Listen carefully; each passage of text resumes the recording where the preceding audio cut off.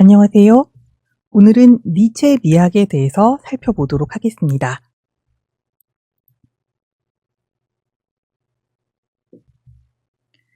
니체는 독일인인데 굉장히 젊은 나이인 24살에 이미 스위스 바젤 대학의 고전 철학 교수로 임용됩니다. 바젤 대학으로 갈 때 니체 스승이 써주었던 추천서가 항상 니체 얘기할 때마다 나오는데요. 니체가 얼마나 뛰어난 연구자인지 그리고 얼마나 뛰어난 교양인인지 구구절절히 써서 니체를 뽑지 않으면 안 될 만큼 훌륭한 추천서를 받았다고 합니다. 하지만 니체는 10여 년 동안 교수로 재직하고 건강상의 이유로 사임을 하게 됩니다.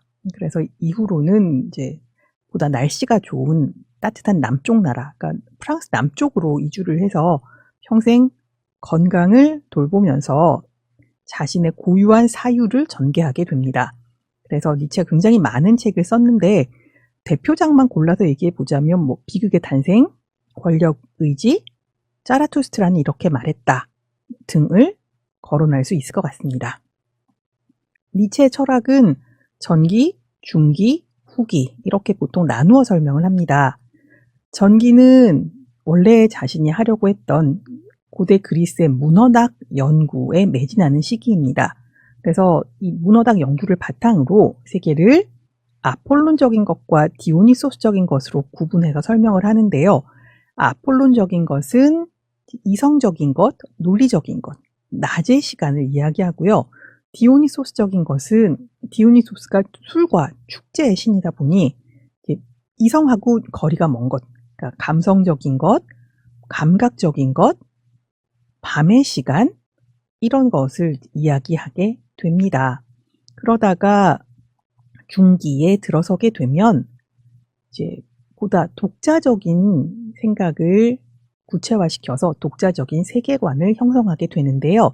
이 시기에는 주로 서구의 전통적인 가치관을 비판하고 보다 구체적으로 말하면 기독교 혹은 부르주아의 도덕 혹은 부르주아의 윤리를 직접적으로 비판하는 시기로 접어듭니다. 열심히 비판을 하고 후기가 되면 이제 인간이 산다는 것이 무엇인지 그런 부분에 대해서 이야기를 합니다. 영겁 회귀 사상, 그러니까 우리는 똑같이 또 태어난다. 죽어도 계속 이 세계에 또 태어난다. 이런 얘기를 계속하게 되는데 그러다 보니 이게 허무주의가 아닌가라는 사람들의 해석을 가져오게 되는데 이 허무주의란 부분에 대해서는 동의하는 연구자도 있고 그렇지 않은 연구자도 있습니다. 자, 기독교에 대한 이제 비판을 열심히 진행했던 니체는 후기에 들어서 신의 구원 그런 거 없다. 신의 구원은 실제로 교회가 만들어낸 허상 또는 환상에 불과하다. 그래서 신에 의한 구원을 기대할 수 없게 된 인간은 어떻게 해요? 내가 여기서 살다가 하느님 말씀을 잘 실천하고 살면 더 이상은 여기 태어나지 않고 하느님의 나라인 천국으로 간다. 이런 얘기를 믿게 되면 현실 세계의 삶을 우리가 의미 없는 것으로 생각해요. 우리 삶의 목적은 어디? 천국으로 가는데 있다라고 보기 때문이죠. 그런데 우리가 아무리 신의 말씀을 잘 따라도 천국으로 갈 수 없다. 이게 현실이다. 라는 걸 알게 되면 어떻게 될까요? 목적을 바꿔야 한다는 거죠. 신의 나라, 천국이 목적이 아니라 우리가 살고 있는 현실 세계의 삶이 목적이 되어야 한다는 거죠. 그래서 여태까지 별로 의미 없는 것으로 생각했던 현실 세계의 삶을 그 자체로 긍정하는 것이 굉장히 중요하다. 이게 후기 니체의 주장입니다. 우리가 지금의 삶을 긍정할 때만 내가 내 삶을 비약시킬 수 있고 내 삶이 비약되어야지만 신이 아니라 나 스스로가 나를 구원할 수 있다 라고 주장하게 됩니다. 이렇게 되면 서구의 가치관이 신 중심으로부터 인간 중심, 내가 중심이 되는 새로운 가치가 정립되는 것이죠. 니체 이전과 이후가 나뉜다고 얘기를 하는 게, 니체 이전까지는 아무도 신을 부정하거나 신의 나라인 천국으로 우리가 가야 한다라는 당위를 거부하지 않았다는 거죠. 하지만 신이 구원한다라는 게 환상이다, 그런 거 없다 라고 주장하는 니체 이후에는 기존의 모든 가치가 무너지고 새로운 가치가 서게 된다라고 이야기할 수 있겠습니다. 프랑스의 루익 페리 같은 철학자는 니체의 철학은 철학이 아니다, 미학이다, 이런 주장을 하게 됩니다. 왜 그러느냐? 루익 페리가 보기에 니체의 정말 독특한 지점은 더 이상 우리의 세계가 신이 지배하는 세계가 아니라 우리 자신이 이 세계의 주인임을 알렸다라는 데 있다라고 이야기합니다. 왜? 니체가 한 말 중에 가장 유명한 말이 그거죠. 신은 죽었다. 그죠? 모든 사람들에게 신의 죽음을 알려서 초월적인 배우 세계, 뭐예요? 신이 존재하는 세계를 없앤다는 거죠.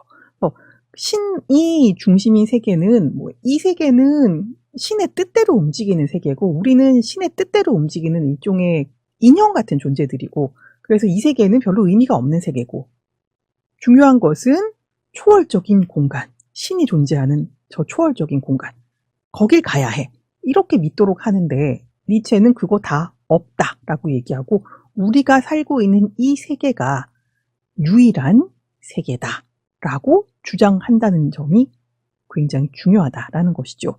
그래서 유일한 이 세계에 왜 태어났는지도 모르고, 신이 없으니까 내가 왜 태어났는지 설명해 줄 사람도 없습니다. 그래서 왜 태어났는지도 모르고 내던져진 나는 어떻게 살아야 하는 거죠? 나는 더 이상 신에게 의지하는 것이 아니라 내 스스로가 나의 삶을 창조하는 것으로 살아내야 한다, 이런 주장을 하는 것이 니체이기 때문에 내가 내 삶을 창조적으로 살아간다라는 것이 이미 예술가의 삶이고, 그런 인간의 삶에 대해서 연구하고 이야기하려고 하는 철학자는 이미 예술가다라고 이야기한다는 거죠. 그래서 니체의 철학은 사실은 철학이 아니라 미학이다라고 주장하게 됩니다. 자, 그리고 이 세계, 우리가 살고 있는 이 세계를 강조하는 것이 니체의 입장인데, 그 점이 굉장히 중요하다는 거죠. 왜? 여태까지의 모든 철학은 어떤 근원적 일자를 설정하고, 이게 신이 되었건 아니면 본질이 되었건 뭐가 됐건, 여태까지의 모든 서구 철학은 근원적 일자를 설정하고 그것이 삶의 근거다라고 이야기 왔는데, 니체는 그런 거 없다, 근원적 일자 없고 초월적 세계 없다라고 전통 형이상하게 맞서서 지금 내가 영위하고 있는 이 삶이 중요하다라고 이야기합니다. 이 삶을 창조적으로 살아내야 한다라고 이야기하기 때문에 니체에 있어 철학은 미학하고 다를 바가 없다, 이렇게 주장하는 것이죠. 루익 페리가 보기에 니체의 사상은 사실 우리가 전기, 중기, 후기 이렇게 나눠서 그의 사상이 조금씩 변화한다라고 얘기를 했는데, 루익 페리가 보기에는 변화하는 게 아니라 사실은 최초의 작품인 비극의 탄생으로부터 후기작들에 이르기까지 굉장히 일관적으로 내가 하는 것은 창조적인 삶에 관한 이야기이다 라는 입장이 잘 드러나고 있다는 것이죠. 자, 최초의 작품이 이제 비극의 탄생이라고 하는 저작인데, 사실 이 비극의 탄생은 이후 연구자들이 니체의 중후기 철학에 비교해서 뭔가 좀 이거 이상한 것 같아 라고 지적되어 왔다는 거죠. 왜냐하면 좀 이제 어려운 얘기가 나오는데, 아폴론적인 것을 조형예술과 연결시켜 설명을 하고 디오니소스적인 것을 음악하고 관계시켜서 설명을 하는 니체의 입장은 반대되는 것들을 이렇게 내세우고, 얘네가 마치 변증법적 작용을 해서 종합되는 것처럼 설명을 하고 있는데 그건 매우 해결의 방법론을 가지고 온 듯하고 그리고 고통을 이야기한다는 거는 쇼펜하우어를 얘기하고 있는데 헤겔과 쇼펜하우어는 매우 다르거든요.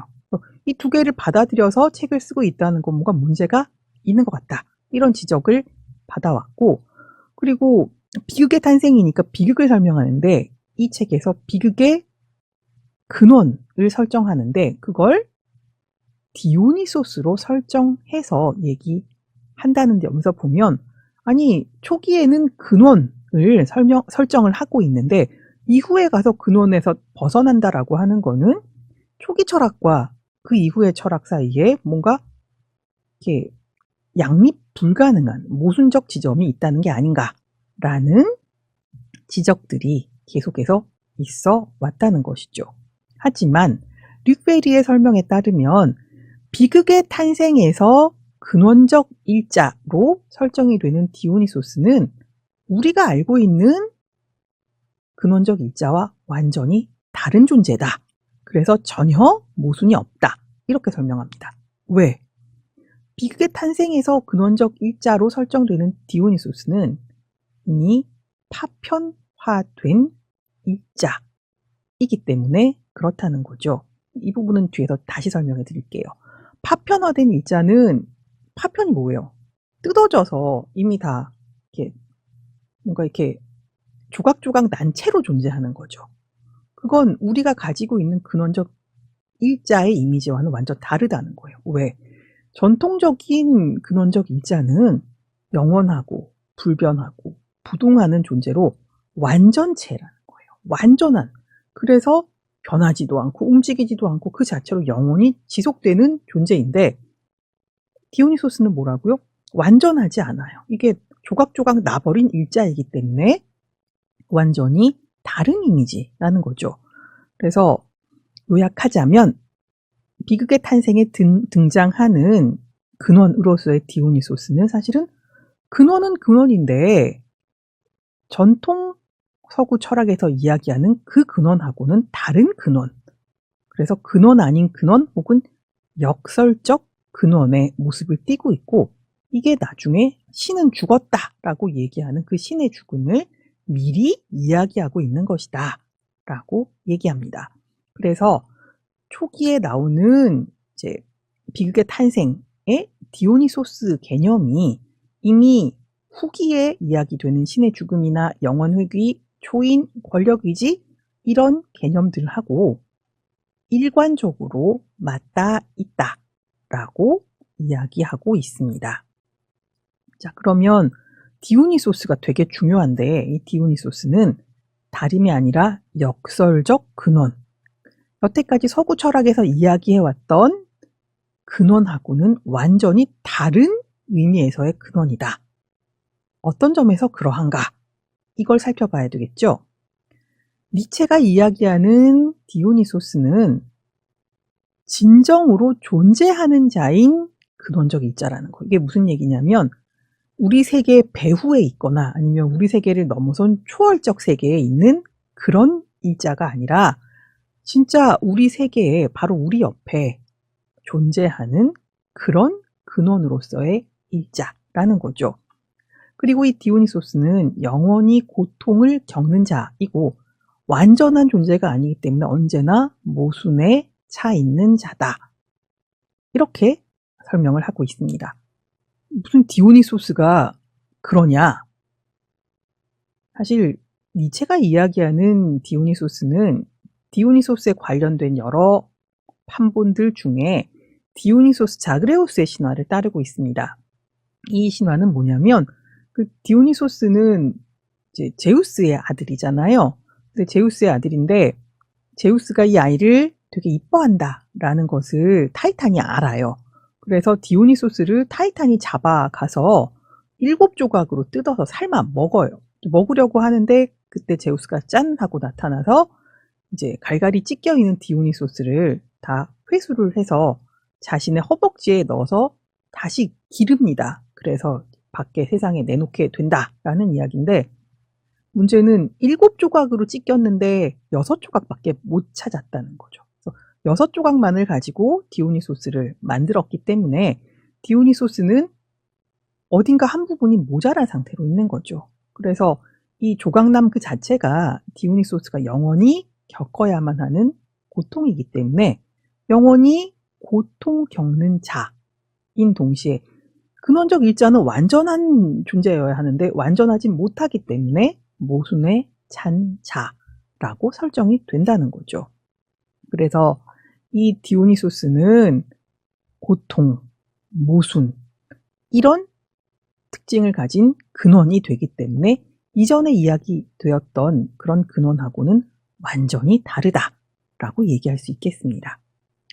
자, 그래서 이 디오니소스는 이미 조각조각 찢겨 있기 때문에 누구에게건 목적이 될 수가 없습니다. 이런 디오니소스는 또 언제나 영원히 고통받는 존재가 될 뿐입니다. 그런데 근원인 디오니소스가 이런 존재라면 사실은 이 근원으로부터 생겨난 우리 또한 영원히 고통받는 존재일 뿐이라는 거죠. 그런데 이 고통이 니체의 정의가 조금 독특합니다. 니체에게 고통은 겪음, 당함, 견딤의 의미입니다. 고통하면 우리 으악 이런 거 생각하는데 니체는 어차피 우리가 고통을 당해야 하는 존재라면 그걸 잘 겪어내고 잘 당하고 잘 견뎌야 한다는 뜻이라는 거죠. 그래서 이제 원래 근원이라고 하면 우리가 근원으로부터 생겨났지만 근원이 우리의 목적이 되어서 우리는 언제나 근원을 향해 나아간다. 이게 서구 전통 형이상학의 설명인데 니체에게 디오니소스는 목적이 아니기 때문에 니체 철학에는 도달해야 하는 목적 또한 없습니다. 그러면 우리의 삶은 뭐냐? 목적도 없이 그냥 막 사는 것이냐? 그죠? 여기에 대해서 니체는 우리 삶 자체는 고통, 다시 말해 겪음, 당함, 견딤이 무한히 반복되는 것이다 라고 이야기하는 거죠. 그래서 우리가 살아간다는 것은 언제나 고통을 겪고 견디는 과정인데 이걸 하나의 의미로 엮어줄 만한 목적도 없기 때문에 이 겪음은 언제나 무의미한 겪음으로 남을 수밖에 없다는 거죠. 자, 그래서 이 디오니소스를 중심으로 하는 니체의 철학은 우리 삶이 목적 없는 겪음 그 자체다 라고 이야기할 수밖에 없다는 거죠. 삶의 목적이 겪음 그 자체다? 여기서부터 실존이라고 하는 이야기가 나오게 됩니다. 우리가 실존이라고 얘기하면 실제로 살아가는 모습이죠. 실존은 언제나 죽음을 맞이하는 유한한 존재예요. 우리 모두가 다 태어나면 죽어 없어진다는 걸 받아들여야 한다는 거죠. 그 이전의 철학에서는 목적을 초월적인 세계에 설정을 합니다. 그럼 우리는 이 세계에선 죽어도 죽고 나서 초월적인 세계, 신의 세계 이런 데로 가서 영원한 삶, 영생을 누린다. 이렇게 우리를 구슬렀다고 하면 니체가 이야기하는 디오니소스의 근원이라고 하는 거는 우리의 목적은 저 위에 초월적인 세계에 있는 것도 아니고 사실 우리가 갖고 있는 목적은 죽을 때까지 살아나가는 삶이란 게 고통 그 자체인데 죽을 때까지 이 고통을 겪고 견뎌내는 것을 의미한다. 이런 얘기가 되겠습니다. 그래서 니체의 철학은 실존의 이야기다 라고 이야기할 수 있습니다. 그래서 이 얘기를 좀 정리를 해보면 결국 니체가 얘기하고 싶었던 거는 기존의 형이상학하고 달리 실존 그 자체로 정당한 것으로 설명하고 있다. 우리의 삶이 유한한 삶은 의미가 없는 게 아니다. 우리의 유한한 삶은 저 위에 천국으로 가기 위한 일종의 통과 의례 같은 게 아니라 살아내는 것 자체가 굉장히 큰 의미를 가진다. 이런 얘기가 되는 거죠. 그리고 이 고통을 겪고 견디는 이런 실존의 삶을 잘 살아내는 인간이 바로 초인, 위버멘슈다. 이렇게 설명하고 있습니다. 자, 그래서 이 위버멘슈를 잠깐 설명하자면, 위버멘슈는 짜라투스트라는 이렇게 말했다에 나오는 이제 주인공이죠. 근데 이 위버멘슈는 실은 매일매일을 살아내는데, 위버멘슈가 되기 위해서는 두 가지 중요한 지점이 있습니다. 첫 번째는 여기 살다가 죽어도 나는 신의 세계로 갈 수 없다. 신의 구원이라고 하는 거는 다 허구다. 나는 살다 죽으면 또다시 이 세계에 고통받는 존재로 태어나고 또 죽어도 또 태어나고 이게 무한히 반복된다. 영원 회귀를 한다. 이걸 받아들여야 한다는 거죠. 이게 첫 번째 긍정입니다. 그래서 나는 무한히 이 세계에 태어나서 고통을 겪고 견디는 삶을 살 수밖에 없다. 그걸 긍정하자. 그럼 첫 번째 긍정만 하면 되느냐? 두 가지라 그랬잖아요. 두 번째 긍정도 해야 됩니다. 어차피 또 태어나고 한 번 태어나면 죽을 때까지 살아야 하는 거 열심히 살아보자라는 거예요. 열심히 산다는 건 어떤 거다? 내 삶이 정해진 바가 없기 때문에 내가 어떻게 살아가야 할지 스스로 결정하고 그 결정에 맞추어서 열심히 살아보자. 이게 두 번째 긍정이라는 거죠. 이 두 가지 긍정, 이중의 긍정을 성실하게 실천하는 존재가 바로 초인이 된다는 거죠. 우리가 흔히 초인하면 이 초인은 인간이기를 넘어선 어떤 존재, 초월적인 존재 이렇게 생각하는데 니체가 이야기하는 초인은 가장 인간적인 존재를 이야기합니다. 영원히 이 세계에 또 태어난다라는 걸 긍정하고, 그죠? 어차피 태어났으면 죽을 때까지 견뎌내야 하는데 뭔가 의미 있는 삶을 만들기 위해서 기획을 하고 그 기획을 묵묵히 수행하는 두 번째 긍정까지 마치게 되면 그런 존재가 초인이 된다. 이렇게 얘기를 합니다. 그런데 내가 영원히 이 세계에 태어난다. 영원회귀를 긍정했다. 라고 쳐요. 두 번째 긍정이 있죠. 어떻게 살 것인가. 어떻게 살 것인가를 생각하는 것이 주체의 문제가 됩니다. 자, 기존의 철학은 어떻게 살 것인가 하면 항상 정신적인 문제를 전면에 내세웠죠. 그래서 기존의 형이상학에서의 주체는 언제나 정신이었어요. 그런데 니체는 주체가 출발하는 출발점은 언제나 몸이다 라고 얘기해요. 몸, 우리가 가지고 있는 몸이요. 왜? 니체가 항상 철학에서 핵심으로 갖고 있는 건 변함없이 영원히 존재하는 고유한 본질을 가진 존재가 아니라 새로 태어나고 시간, 공간의 물리적 제약을 받아서 매번 새롭게 구성되는 어떤 것이어야 하는데 바로 몸이 그런 것이더라는 거죠. 그래서 니체가 보기에 몸이 굉장히 중요한데 사실은 기존의 철학자들이 몸을 다루어온 방식은 옳지 않다라고 이야기합니다. 몸, 우리가 봤을 때는 몸은 유기체, 하나의 전체죠. 그죠? 하지만 몸의 내부를 열심히 들여다보면 몸은 단일한 하나가 아니라는 거죠. 하나로 있지만 내 몸 속에는 굉장히 여러 가지가 존재한다는 거예요. 이 부분을 이제 좀 까다로우니까 그 들루즈 같은 사람이 이제 니체 연구를 굉장히 잘한 대표적인 철학자인데 들루즈에 따르면 이 하나된 다수성이라고 하는 거는 내 몸 속에는 굉장히 많은 힘들이 서로 다투고 있다는 거죠. 이 힘들은 우리에게 충동, 욕구, 욕망 등 여러 가지로 표출이 되긴 하지만 내 속에는 지금 엄청나게 많은 힘들이 서로 싸우고 있다는 거예요. 그래서 가장 센 힘이 나에게 전달되면 내가 이런 걸 지금 내가 욕구하고 있구나 라고 알아채게 된다는 거죠. 그래서 어떤 것이 이 힘들의 투쟁에서 치고 올라와서 나에게 전해지기 전까지 힘들이 서로 틀어지고 맺어지고 재구성되는 생성의 모든 과정은 내 의식에 알려져 있지 않다는 거예요. 내가 의식하지 못하더라도 내 속에서는 지금 엄청나게 많은 힘들이 서로 싸우고 있다는 거죠.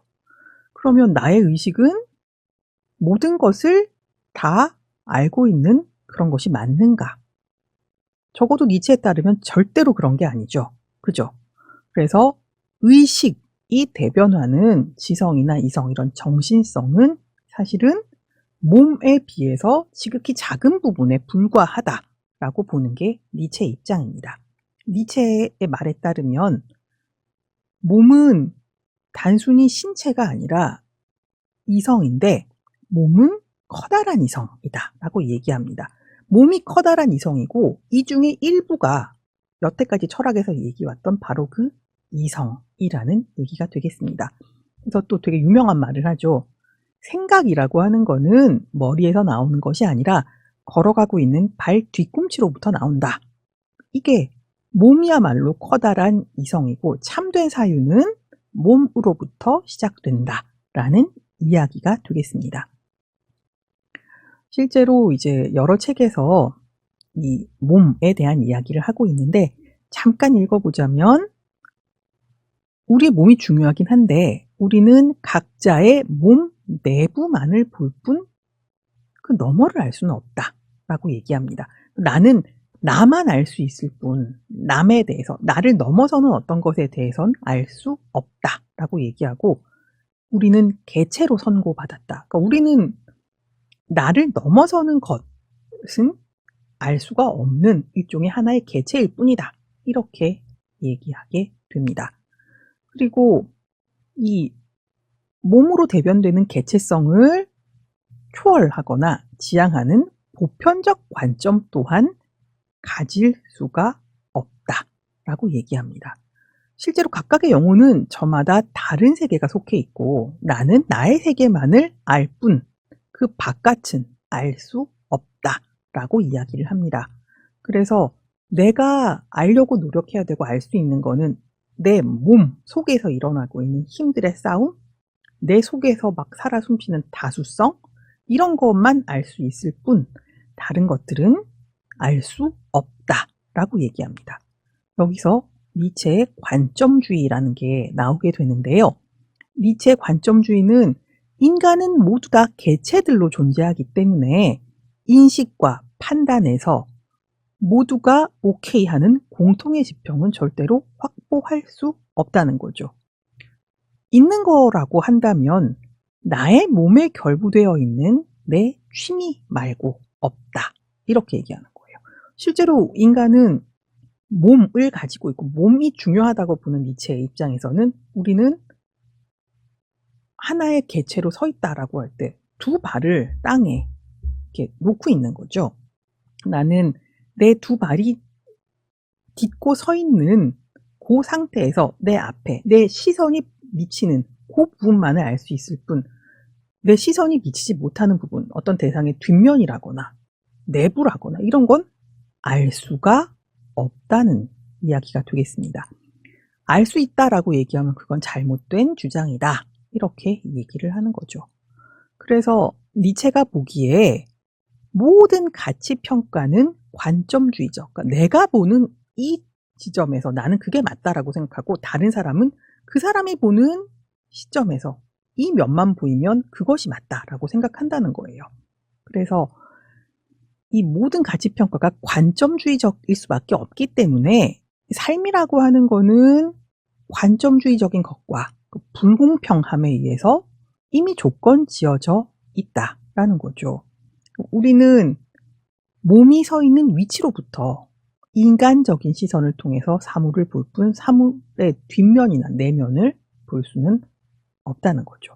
이게 실제 인간이 인식하는 방법인데 만약에 모든 관점을 초월하는 객관적 인식 혹은 보편적 인식이라는 걸 주장한다면 그거는 인간이 실제로 우리가 이렇게 작동시키는 지성을 무시하고 있는 거라는 거죠. 그래서 객관적 인식, 보편적 인식이라고 하는 거는 니체가 보기에는 지성의 거세의 다름 아닌 행위이다. 그리고 몸, 삶 이런 것의 근본 조건을 부정하는 순수한 인식 그 자체, 이런 입장은 사실은 아무것도 낳지 못하는 불모의 행위에 불과하다. 이렇게 이야기합니다. 자, 이 얘기는 사실은 여태까지 행해져 왔던 서구의 모든 전통 철학, 인식론을 비판하는 지점이죠. 니체는 혼자서 지금 2000년 넘게 지속되어 온 서구 형이상학을 비판하고 있습니다. 이거 다 받아들이지 않는 니체는 오로지 몸을 긍정하고 몸이 나에게 내놓는 가장 센 힘을 의욕함으로써만 창조적 생산에 도달할 수 있다라고 주장하게 되는 것이죠. 자, 그래서 이 모든 얘기를 종합해 볼 때 니체가 대안으로 생각하는 주체는 사실은 정신으로서의 주체가 아니라 몸 주체, 신체적 주체인 것이고요. 이 몸 주체는 스스로 자신을 창조하는 일을 하는 자율적인 주체가 되는 거죠. 나를 창조한다? 사실은 내 삶을 창조해 간다라는 얘기가 되겠습니다. 내 삶을 창조해 간다. 근데 이거는 몸의 원리, 신체성의 원리에 따라 몸으로 존재하는 그런 주체를 얘기하는 거지, 정신성을 부가하기 위해서 살아가는 그런 주체는 니체에 있어서 주체가 아니라는 거죠. 자, 그러면 몸으로 존재하는 신체적 주체란 뭐냐? 아까도 말씀드렸지만 내 몸 속에는 여러 힘들이 있다는 거죠. 힘들의 관계 맺기가 어떻게 보면 내 몸을 구성하는데, 이 힘들의 관계는 힘 뭐예요? 세거나 약하거나 이런 거밖에 없죠. 그래서 센 힘이 지배를 하고 약한 힘은 언제나 복종하는 그런 복합체로 구성된다는 거죠. 몸은 화학적, 생물학적 힘들의 관계 맺기이기도 하지만 사회적, 정치적 힘들의 관계이기도 하다는 거죠. 사실 내 몸만 생각하면 이건 화학적, 생물학적 관계로만 얘기될 거예요. 내가 이렇게 가만히 있는데 내 속에서 많은 힘들이 싸우다가 배고픔이라고 하는 힘이 더 이상 배고픔을 참지 못하고 강력해져서 툭 치고 올라와요. 그럼 어떻게 돼요? 불현듯 내가 배고픔이라는 상태를 인지하게 되죠. 그러면 갑자기 배가 너무 고파진다는 거예요. 뭔가를 먹어야 할 것 같은 욕구가 막 솟구치게 된다. 이런 설명이 가능할 수 있습니다. 그래서 실제로 이 모든 것들이 이제 힘의 논리에 의해서 이야기되는 거고, 주체라고 하는 건 힘의 작용에 의해서 특정한 관계를 맺는 존재다. 이렇게 얘기할 수 있습니다. 이 사회적 정치적 힘은 실제로 니체가 얘기하는 거라기보다는 니체를 열심히 공부해서 이 니체의 사유를 다른 방식으로 전개, 발전시킨 후학들, 예를 들어 뭐 후고 같은 사람의 이야기를 할 수 있을 것 같아요. 후고도 실제로 이 모든 인간 관계를 힘의 관계로 보죠. 인간 관계는 각각의 힘들의 사회적, 정치적 총합 관계다라고 보는 것은 니체를 받아들여서 설명하는 푸코 같은 사람에게서 훨씬 현실적으로 나타나는 그런 입장입니다. 자, 그래서 몸이라고 하는 거는 몸이야말로 각각의 주체에 있어서 하나의 원리로 작용하는 것이고, 이 몸은 그저 원리가 아니라 통일적인 원리가 된다라고 니체는 주장합니다. 자, 그래서 니체는 뭔가 이렇게 물리적 힘 이런 거를 이제 그런 것을 열심히 관찰하고 그걸 어떤 관계를 맺는가를 탐구하는 그런 주체가 될 텐데, 근데 사실 니체가 이야기하는 몸 주체는 내 몸 속에 엄청 큰 힘을 길러서 남들을 누르자, 이런 얘기는 아니라는 거예요. 니체가 얘기하는 몸 주체의 핵심은 내가 내 속을 잘 들여다보고 내 속에 어떤 힘들이 꿈틀대는지를 잘 분석한 다음에 결국은 자기 자신을 통제하는 힘을 갖는 것하고 관련이 된다는 거죠. 결국 니체가 주장하는 자율적, 창조적 주체는 언제나 힘을 가지려고 노력을 하는데 이 힘이 특정한 방향성을 갖게 되면 이게 권력이 된다라고 니체는 주장합니다. 우리가 권력 얘기하면 남을 지배하는 게 권력이다라고 생각을 하는데 니체가 생각하는 권력은 자신을 지배하고 자신을 통제할 수 있는 힘을 가지려고 하는 의지가 된다는 거죠. 그런데 통제를 한다고 해서 막 엄청 도덕적이고 윤리적인 그런 주체를 이야기하는 건 아니고요. 내 속에 엄청나게 많은 힘들은 욕구, 기대, 갈등, 모순, 비일관성 이런 거 내 속에 있다는 거예요. 이런 것까지도 다 고려하는 그런 몸 주체를 이야기하는 것이다 라고 말할 수 있겠습니다. 그래서 이런 이제 몸 주체를 잘 실현하는 게 위대한 사람이 될 텐데요. 니체가 말하는 가장 위대한 사람은 모든 종류의 무력함이나 연약함을 극복하는 존재가 될 것이고 이 사람은 사실은 최대의 충동과 욕망을 갖는 동시에 그걸 통제할 수 있는 힘을 갖는 사람이 되겠습니다. 그래서 아무것도 욕망하지 않는 불구의 모습이라기보다는 엄청 큰 욕망, 충동 이런 걸 갖고 있지만 그것을 막 내놓아서 다른 사람을 괴롭히는 것이 아니라 이런 최대의 욕망이나 충동을 통제할 수 있고 그래서 남들에게 피해를 주지 않는 그런 힘을 가진 사람을 니체는 위대한 사람이라고 부르게 된다는 것이죠. 자, 그래서 몸 주체로서의 니체 주체는 어떤 특별한 위치를 점하지 않습니다. 왜냐하면 몸으로서의 주체는 언젠가는 죽죠.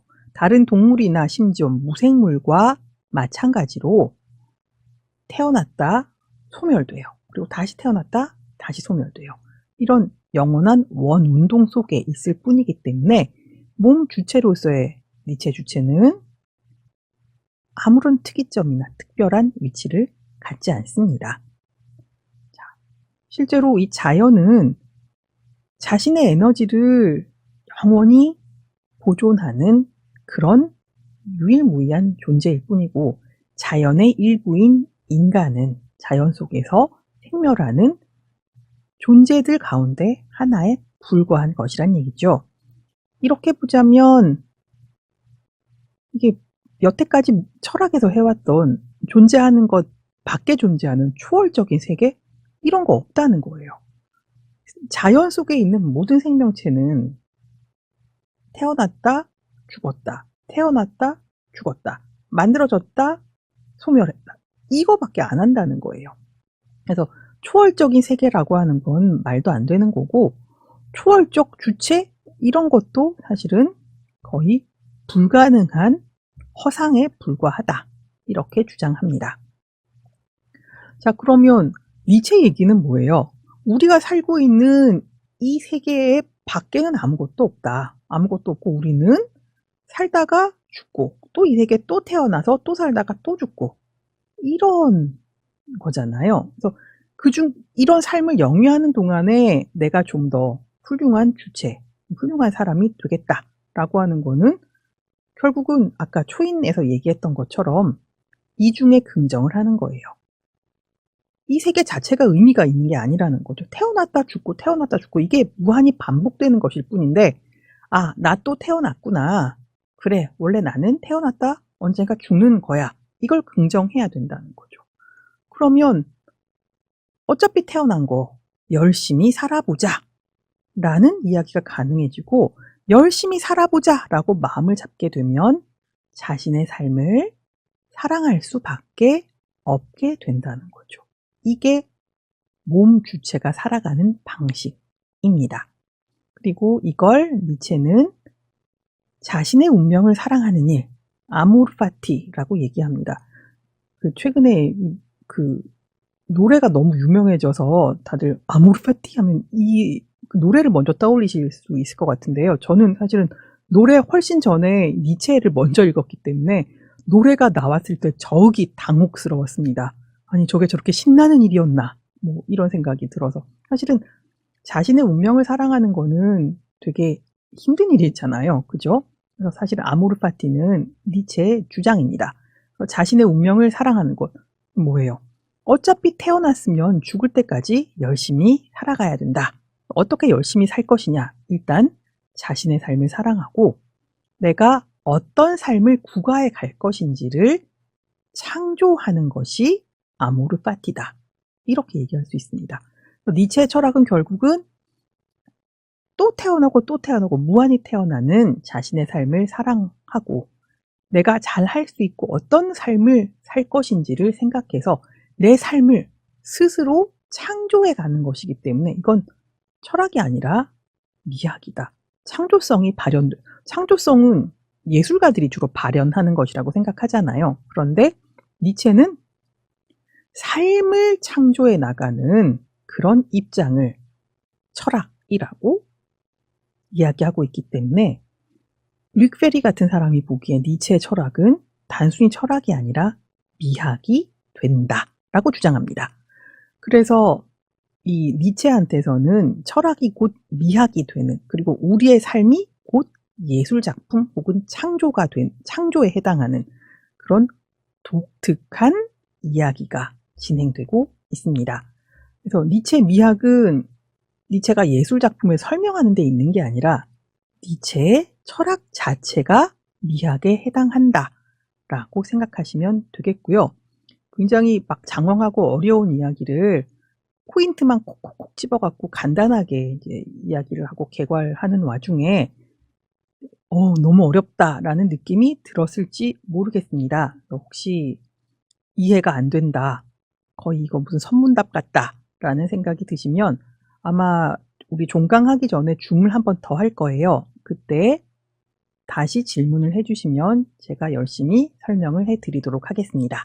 자, 오늘은 여기까지 하고요. 잘 들어주셔서 감사합니다. 다음 시간에 완전히 현대적인 이론들을 가지고 다시 만나도록 하겠습니다. 감사합니다.